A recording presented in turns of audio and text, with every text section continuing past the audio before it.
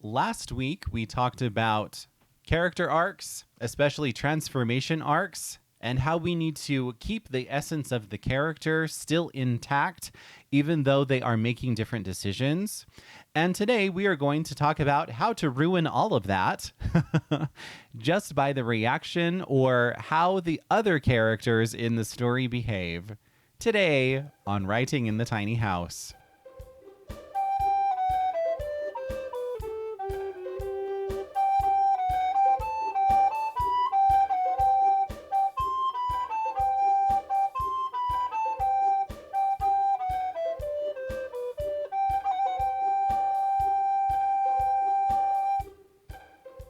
Hello, and welcome to today's episode of Writing in the Tiny House. I am your host, Devin Davis, and I am the guy who writes and talks about writing. The whole point of this podcast is to get you to write a novel in 18 months and to have the wisdom to adjust that timeline if you need to. So today we are talking about character arcs again. Last week we talked about how to make a good character arc, how you need to preserve the essence of that character and reflect that while they are still making better decisions or worse decisions, depending on the direction the arc is going. And today we are going to talk about how to ruin all of that based on the reaction of the other characters in the story. So I told you last week that I have been reading the book A Swim in a Pond in the Rain by George Saunders. And this book is one of the best references on developmental edits. It is the deep developmental edit. It is meat as opposed to milk. He takes the very underlying, the really deep, the really thoughtful, amazing parts of a story and brings it out and shows you how it worked or how it didn't work.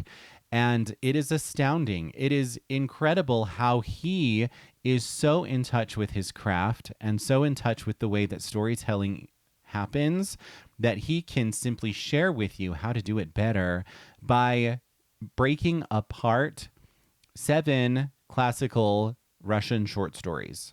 In the one that we focused on most recently, it's the story of a man who sacrifices himself to save another man while they are trapped in a blizzard, and because of his sacrifice, this other man survives while he dies. He perishes in the blizzard. This is where we take this wonderful transformation of this selfish, ornery man who is focused on himself, who loves money and whatever, and we take him through this cool arc of self-discovery sort of and better choices in order to sacrifice himself to save this other character. And we love that, and it is cool to see that demonstrated in this short story. However, then we have this other character who is saved, who is written in more of a two-dimensional way, and who represents kind of this idealistic archetype of a serf, like just kind of the idea that the working man is the best man, that a simple man is the good man that we all need to aspire to become. And it's interesting because in the rest of the story, this man does not reflect on that sacrifice. That sacrifice is not brought up again. It doesn't stir up things within him, and it doesn't inspire him to live his life in a different way. The sacrifice happens, this guy survives, and the savior, like this other guy, the guy who saved him, is largely forgotten in the rest of the story. It's a moment where you kind of get to sit back and wonder what happened. And so we can question the story arc of the one character, the savior, and ask, why did we even do that? And we can question, why do we have this simpleton who just got saved and it didn't seem to matter to him? So why does it matter to me? And why did it matter to the author, or does it? And just in doing that, it cheapens the experience of the savior, of the guy who sacrificed himself to save this other guy from a blizzard.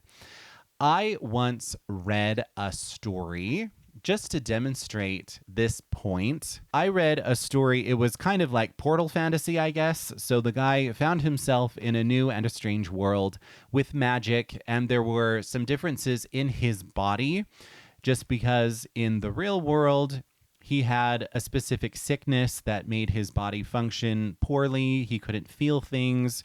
He had a hard time just living a normal life.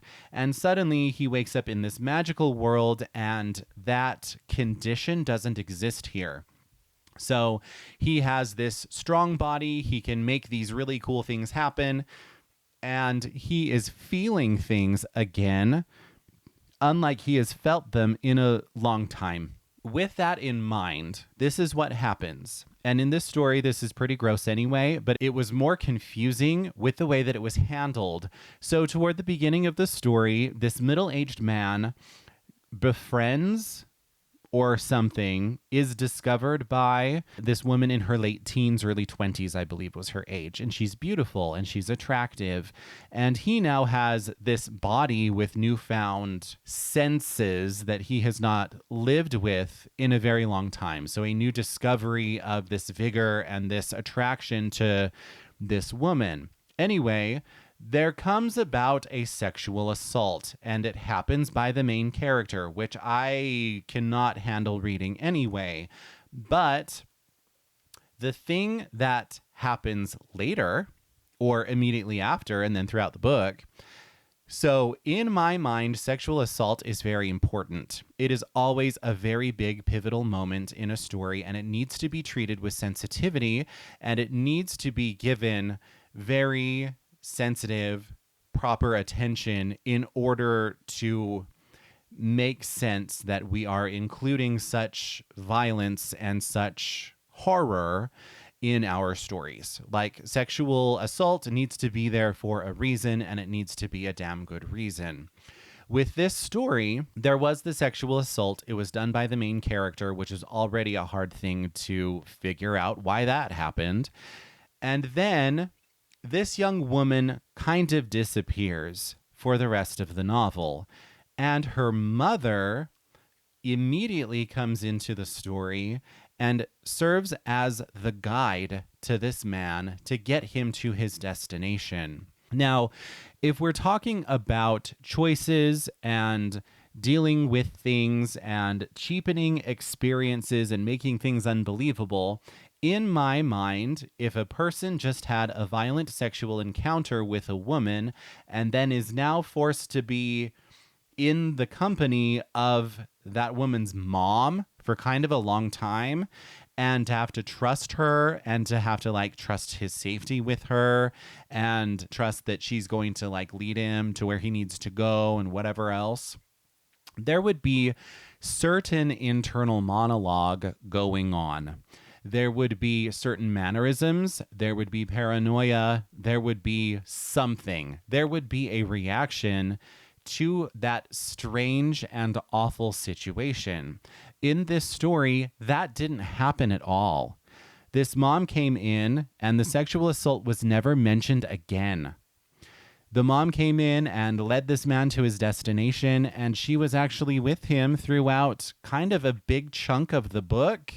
And then the book ends, and we have no idea why the sexual assault was even in there to begin with, why it needed to come about that way, why a rediscovery of this body that could feel and lust and perform and whatever else needed to be explored and rediscovered in such a violent way.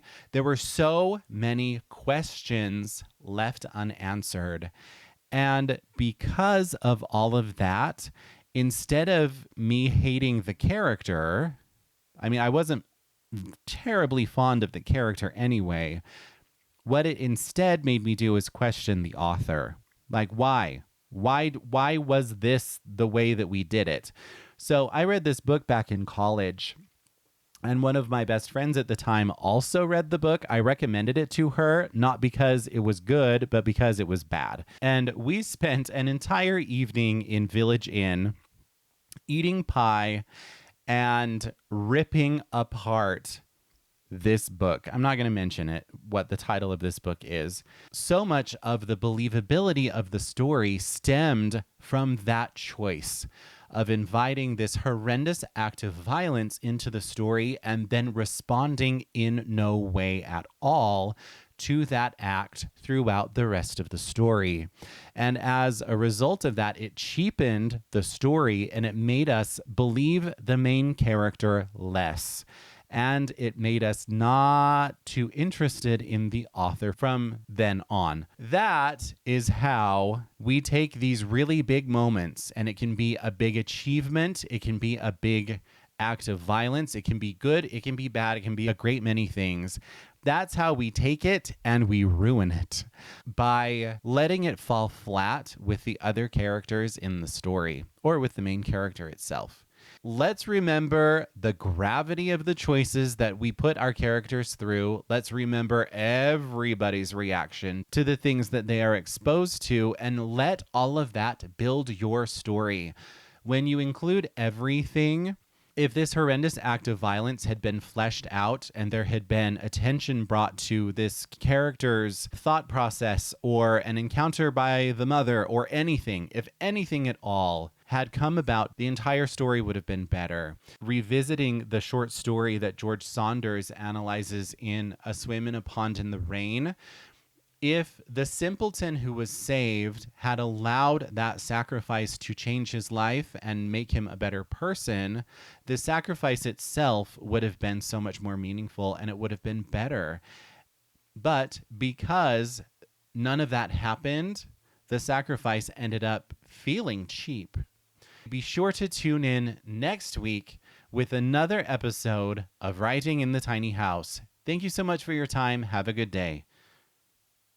And that is it for today. Just a reminder that Brigitte, installment 1 of Tales from Vlador, is available on Amazon as an ebook and on Audible and Apple Books as an audiobook. And I provide advance reader copies of these short stories as I release them to my patrons. So become a patron today by visiting patreon.com/writinginthetinyhouse to support both my writing and this podcast. And lastly, be sure to follow me on social media. My Instagram is @author Devin Davis, and my Twitter handle is @author Devin D.